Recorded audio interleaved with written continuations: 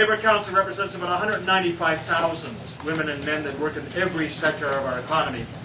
And we're one of the partners in the $10 minimum wage campaign, along with a number of other community organizations who've sponsored this evening's event. And in fact, this is one of many town halls that we're holding across the City of Toronto and every neighborhood in Toronto. And I just want to explain a little bit about what's going to be happening this evening. We have a number of wonderful representatives that are here, elected representatives representing your community, representing the broader community.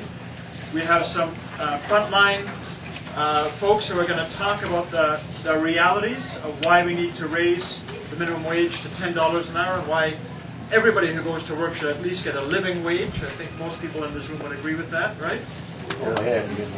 And what we're here tonight to talk about is not a debate over should we raise the minimum wage or should we allow people to work in poverty. I don't think that there's any debate amongst economists, amongst academics, amongst anybody who seriously understands this issue, that nobody who works full-time in this society should live in poverty. And that means nobody should be paid less than $10 an hour. So the object of tonight's discussion is not to have a debate, should we or shouldn't we? The object of tonight's meeting is to say, how do we get there? How do we create enough pressure on those people making decisions that they will say, yes, we are going to see that everybody who goes to work gets a decent wage, and that starts at $10 an hour. And so the process is we're going to have some words of wisdom from the folks here at the front. And as I recollect, you know, kind of the older we get, sometimes we're not as smart as the young folks. So the probably wisest words of wisdom will come from Samantha here. But you have two great city councillors that are representing communities on both sides of the street here. Maria Augimeri, who's been an amazing champion for working people for many, many years in this area.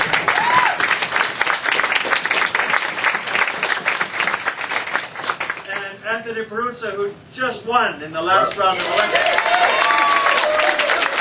Hey, no, yes, sir, yes, sir. Very nice. We're going to start the first part of this discussion with a little story.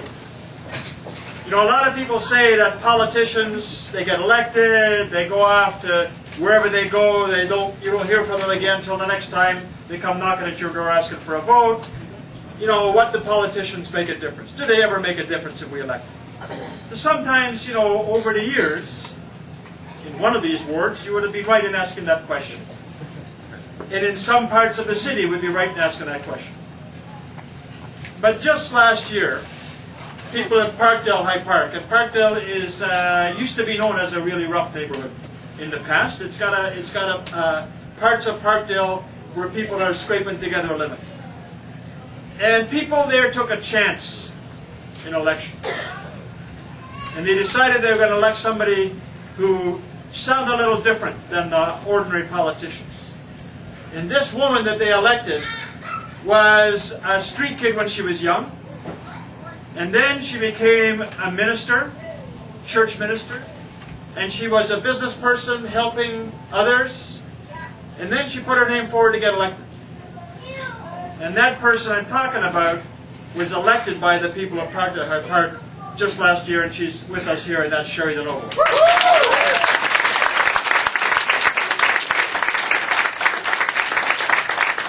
So she went to Queen's Park, and she just didn't sit on her duff and say, okay, I'm here now, let me take a couple of years to learn the rules, you know, I don't want to rock any boats.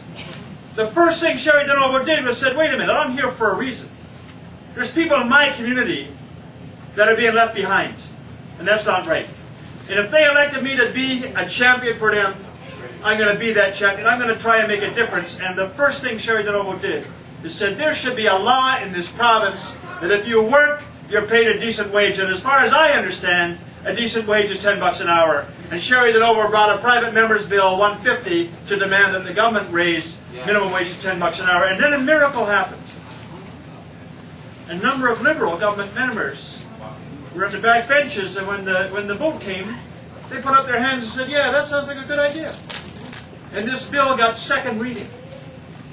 And then another miracle happened. The Toronto Star decided that, you know what, there was too much happening in our city, growing gap. And they wanted to start speaking out. And they came out with an editorial supporting Cheri DiNovo's private member's bill. I'm not a religious guy, but I got to tell you, 2 miracles in a row don't happen for nothing. I'm going to allow Cheri DiNovo to tell you all about that. Cheri DiNovo.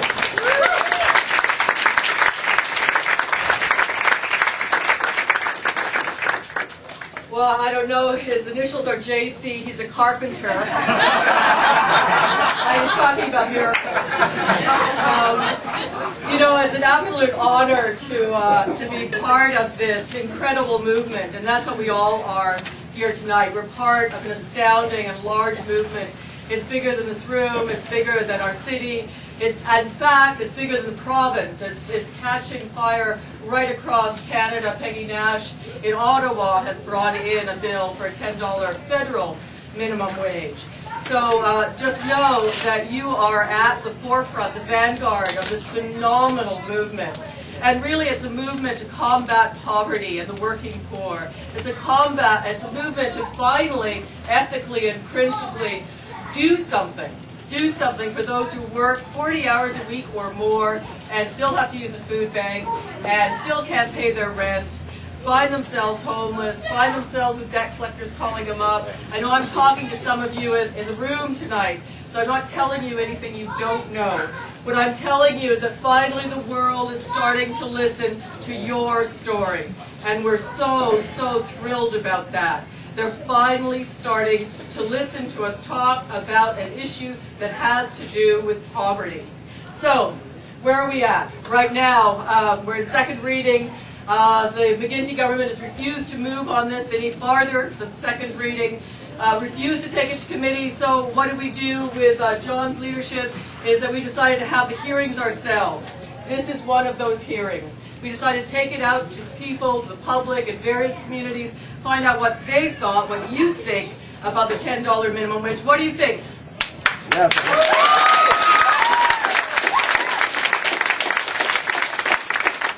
And to take that spirit and that voice back to Queen's Park when it sits on March 19th and ask that it be made into law now.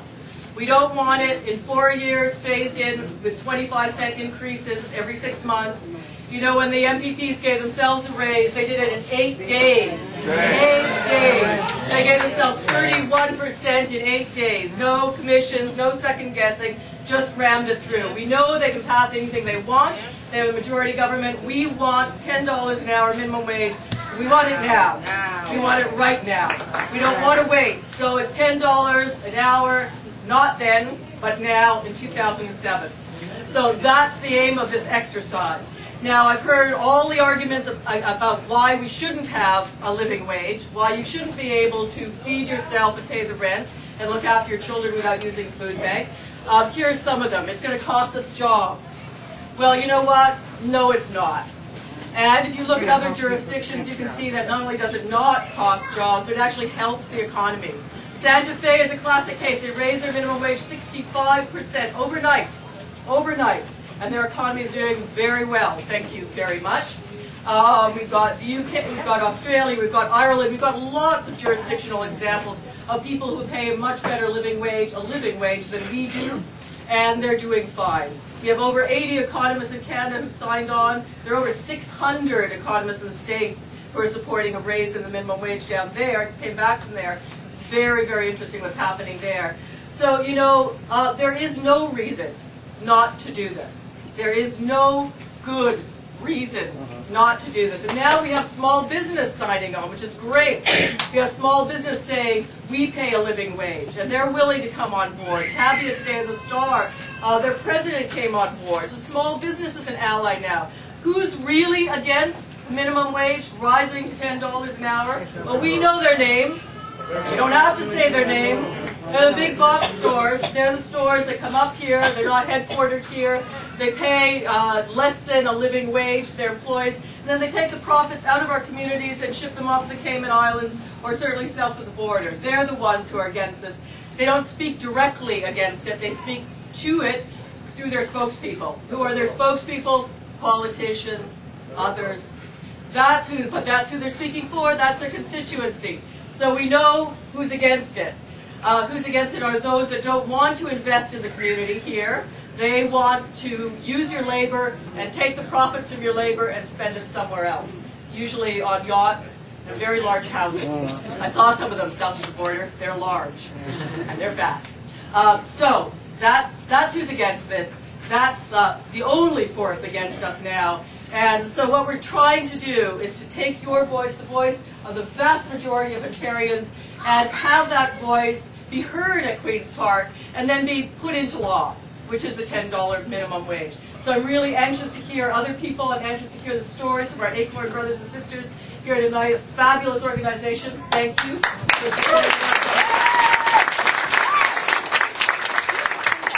What you see in this room, by the way, is what we've been seeing everywhere we've been speaking about this issue. Standing room only.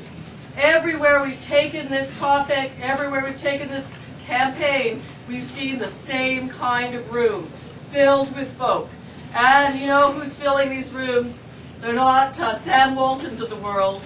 They're ordinary, hard-working people who just want to be paid a living wage. So it's an honor, an absolute honor to be your public servant, because that's what we should be, we politicians, your servant. It's an honor to be among you. So thank you for coming, and thank you for helping.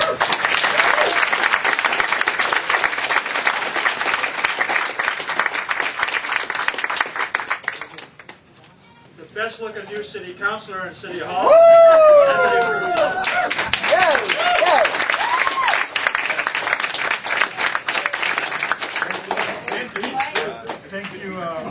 Thank you very much, JC. I think that's going to catch on. So really good to be here, and so good to see so many friends that were able to come out here this evening. I want to thank Cheri for her hard work and in basically conducting this campaign. It's so important, and it's something that all of us need to fall behind and support. And I want to thank her for having come here this evening to speak to you about it and bringing the campaign into our neighborhood. I also want to thank Stephnie Payne, Trustee Payne, for the use of the room, and it's always good to come back up here and reconnect with her. And I'm happy that Maria was able to come here this evening as well. I have this little clipping I have in my pocket. I just want to, and I keep it. I clipped it a little while ago, and it just. Can't hear you. I'm gonna speak a little louder, okay? I'm a bit at a disadvantage. Oh yeah. But and I keep this, and it reads. I took it out of the Toronto Star. But it's useful in reminding me why some things and some campaigns and some issues are just simply so inherently good to get behind. And it reads like this: restaurant backs off, staff keep 20-cent raise.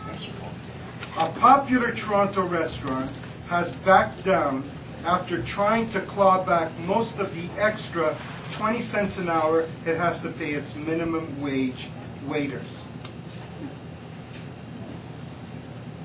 This reminds me of why it is that we need to conduct these campaigns. Because it reminds me that there are people out there who believe that workers shouldn't make a living wage. Here's a guy who's forgotten the importance of the people that actually work for him. His success as a restaurateur is mostly dependent on the people that work in his establishment. The cooks, the waiters, the busboys, and everybody else that makes the place work. Here's a guy who's forgotten that it's not about the decor, but it's about the personalities. It's the people that do the work in his place that allow him to do well. And here's a guy who's prepared to claw back a 20-cent increase by charging his waiters and waitresses to dry clean their aprons. That's how he's going to take his money back.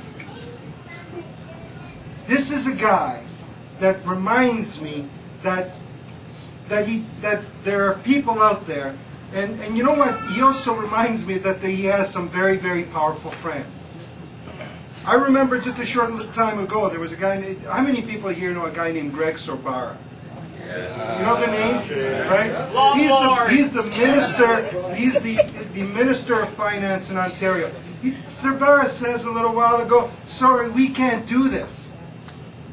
We can't do this because we believe that there's people that are going to lose their jobs." Well, you know what Kmart says to that? Kmart says you're nuts because it's good business.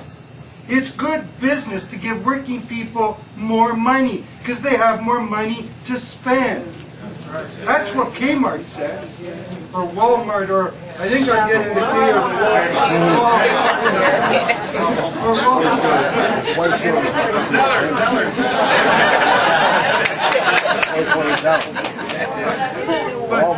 But that's what this reminds me.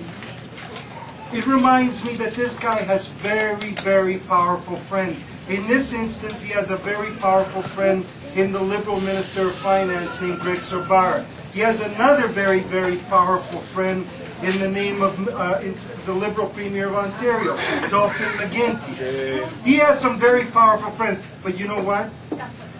We also have some good friends, right? Because we have the friendship of numbers.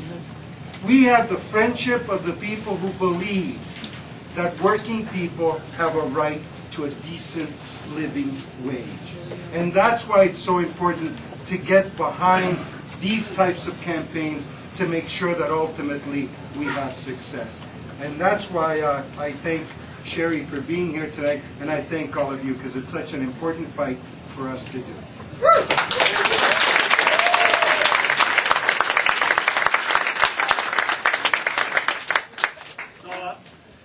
Somebody mentioned my background as a carpenter. Back in the early 1990s, we had a terrible recession in construction. We had so many people out of work. It was a terrible. Families were breaking up. People were turning in despair to drink. Proud workers who'd worked all their lives at building this city were thrown on the dole. And there was a big debate at Metro Hall, of whether or not the city should invest money to put construction workers back to work and do right things. And one of the strongest voices there that every construction worker in Toronto looked to as somebody who was on their side was Councillor Maria Augimeri. And she's still on everybody's side.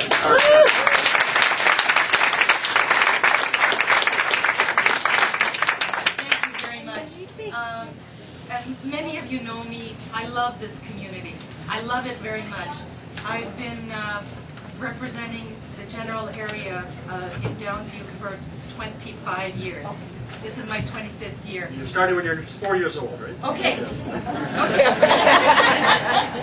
And this community, and I can read you all the statistics, but basically, you know, I don't have to tell you, this community has a lot more immigrant families in it than the rest of the Toronto average. It has a lot more single-parent families than the rest of the Toronto average. It has more poverty than the Toronto average. This community has particular needs that you don't find in the rest of Toronto. Well, it's very important to have this particular hearing in this community. This community is not absent when the call is made to come out and react to something. We've had parades, we've had processions, we've had demonstrations. This community is not absent when the call is out there to come and help your brothers and sisters because this needs to be done or that needs to be done. When we have to fight racial discrimination, this community was out on the streets, marching for rights to be heard. When we have to fight any kind of really important philosophical fight in the community, you responded. And you responded tonight again by coming out here and listening to us. I think that the message that has not been heard by a lot of people out there is that the Liberals aren't your friends. They have never been your friends. You would not have Medicare in this country. This country would be no different from the United States, where 42 million people live without medical insurance. They can't afford to see a doctor. This country would not be the same without a party like the NDP and the CCF before it, struggling to help us, people in this community. I, like many of you, grew up in public housing, just down the street on Jane Street. I know what it's like to have a family, to have parents who just can't earn what was then even $6 an hour, but now let's call it $10 an hour, the minimum wage, who can't afford to put a decent meal before their kids every evening. And I remember, and that memory stays with you, because as every psychologist in the city knows, you can't forget where you came from. You can try to suppress it, but you can't forget the poverty when you were raised in poverty. Those of us, and I respect Cheri DiNovo tremendously for speaking the way she does, those of us who have had a past like Cheri's, like mine, like many, many others in the NDP, want to reach out to people in the community, in communities such as Jane-Finch, such as Parkdale, such as Malvern, etc., etc. And we want to reach out and not do the work for you, not represent you only, but help you represent yourselves. You've got to make sure you have a Liberal MPP, you have a Liberal MP. Have they ever listened to any of your needs? No. Why does this community continue to elect people? Because it's easy. Oh, my parents were Liberal, or my uncle twice removed was a Liberal. It doesn't make sense. Your health care, your educational system, your basic human rights are being held by a thread, a very thin thread. That thread is being held together by people like ACORN. By the way, through Anthony's campaign, I met the ACORN people. Tremendous work. I'm so impressed with you. Bravo!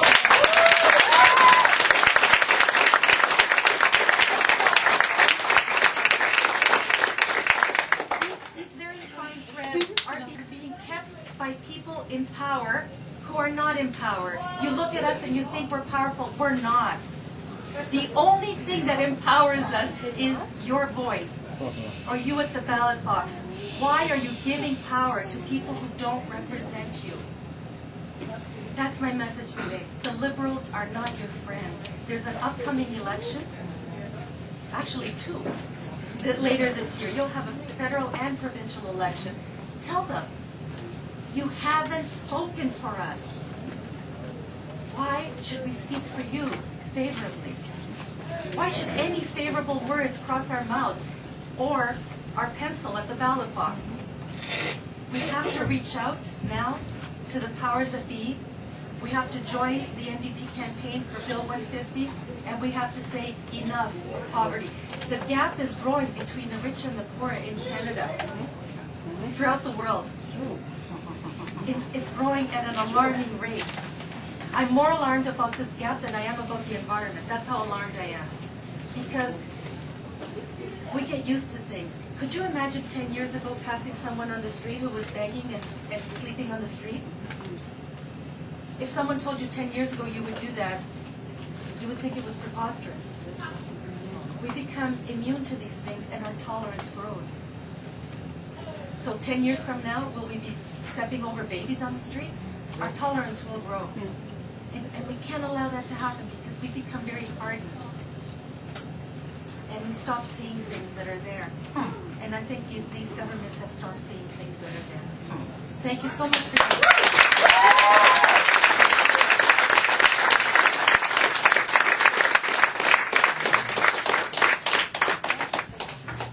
This city, as I said before, has been built by people that have come here from all parts of this world, bringing their dreams, their skills, their aspirations to make a better life.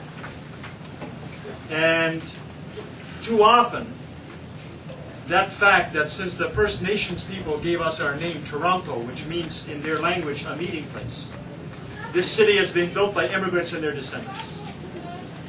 And sometimes we have to ask tough questions about who's going to be able to benefit from the wealth we have together, the benefits we have together. And one of those people who's been willing to ask that tough questions is your school trustee, Stephnie Payne. Some years back when the school boards were all merged, there was an issue about whether or not the school would still have programs for pre-apprenticeship to get into the skilled trades. And I remember Stephanie standing at a meeting and looking at a number of folks that kind of looked like me and said, wait a minute, there's something wrong with this conversation. Because I don't see a lot of people here that look like they come from my community. That look like the young people that I know need to have access to good trades, to a good future. Stephanie's been somebody who's been willing to ask those tough questions and has been willing to stand up, sometimes in the face of harsh voices of those who have privilege that don't want to share. She's always been there on behalf of ordinary people in this community. Stephnie Payne.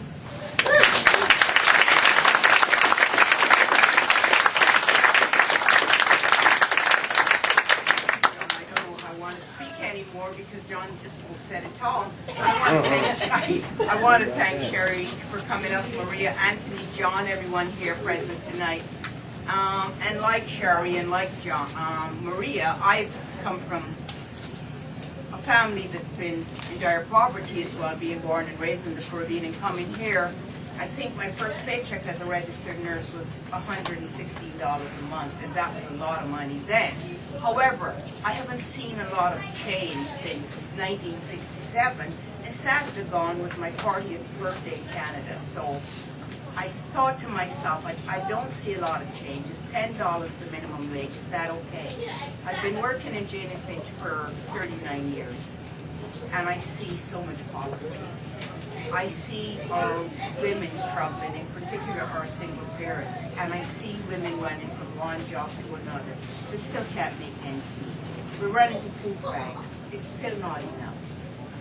Do I want to see families doing 3 jobs? No. I would like to see families spending more time with the children so that the children can get the education they need to succeed.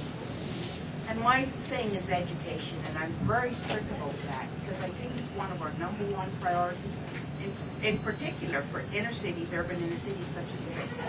Simply that if we don't educate our children, we will continue struggling in poverty at the minimum wage. Our community can do better. The minimum wage, $10 an hour, it's okay, it's not the best. I'd go for 15, the minimum wage. But that's pushing it too far right now. But I think we need to stand up and say to this present provincial government, $10 an hour we will settle for right now, and we want it now. Because we need our children to succeed. We need to spend more time with our children. And doing 1 job would be a lot better than doing 3 to make ends meet. And this is what a lot of our parents, a lot of our community members are doing. Some of us are working well below the minimum wage. And I know it. I see these families. I know what they're going through, and I help them out. So I understand how you feel, because I've been there. Like Maria, I have a past, and I will never forget it. And some of my peers are in this room tonight that comes here, and they could tell you, some of my volunteers are here. I've got a volunteer who's been here from 7:30 this morning, asked her how much she's paid. And it's because we're a non-for-profit organization, and I try to give everyone $10 the minimum, because that's what I can afford. I never go below, because I think it's really, really awful. There's no way that she can even manage her rent on what she makes here, because it's not enough. So we need to do something, and I think we need to do it now. And like every speaker said, there's been standing room only, because I think that this issue is a critical issue that we need to address. We need to let our government, our provincial Liberal MPPs know what we want. And there's an election coming in October. So I think the minimum wage, if it's not through 3rd reading and going through, we need to talk about that, and we need to make that an issue coming November the 7th of the election. Thank you.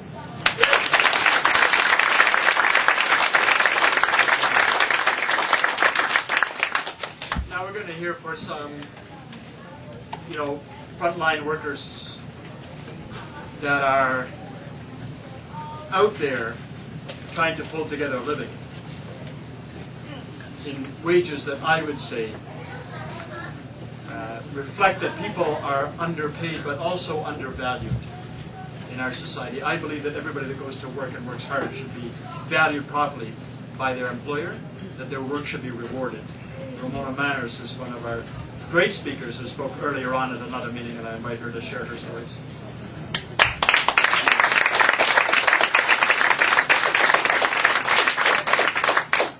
Thank you. My name is Ramona. I'm a member of ACORN. And what ACORN is a non-profit organization. What we do, we go into low-income neighborhoods, try to get the people together and make them involved so they can do better in the community. We're moving throughout the area. We have 8 chapters. We have 4,500 members. We're working with a lot of tenant issues, which the landlords don't want to clean up your building, then we hold back the rent. We want to get a lot of stuff going on within this community, especially within the low-income community, because this is where they're paying the most rent and we're not getting anything back from the people who own the building. So that's what ACORN is trying to do.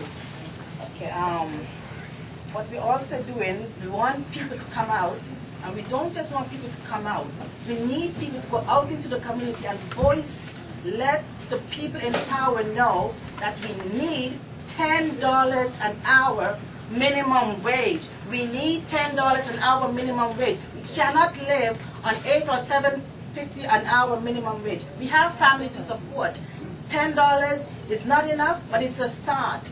I'm working through an agency. I'm not getting $10 an hour. I have a family to support, and we need people. We need everybody in here to go to their neighbor, knock their neighbor's door, and let them know that we want $10 an hour minimum wage.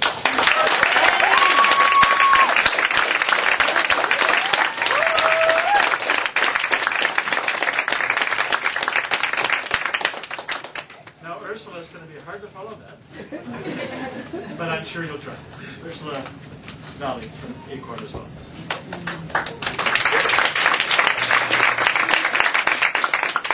My name is Ursula Valley, and I myself, well now I'm retired, but I myself was a victim of the minimum wage. I came here with my son, 9 years of age, and as a single parent, I had to struggle myself. 2 jobs and could hardly get home on time. Excuse my voice, I'm a bit hoarse. As to fight to get home to take care of my son, I couldn't afford babysitting. So I had to kind of tell him, keep low, because if people know, they would report me. But what would I do as a single mother? I had to go out there and do the 2 jobs just to put food on the table, get him through school and everything like that. So we need that $10 an hour. It's long overdue. And we as ACORN members, we're going to voice our opinion. We're going to stand up and fight the battle until we get what we want. Amen.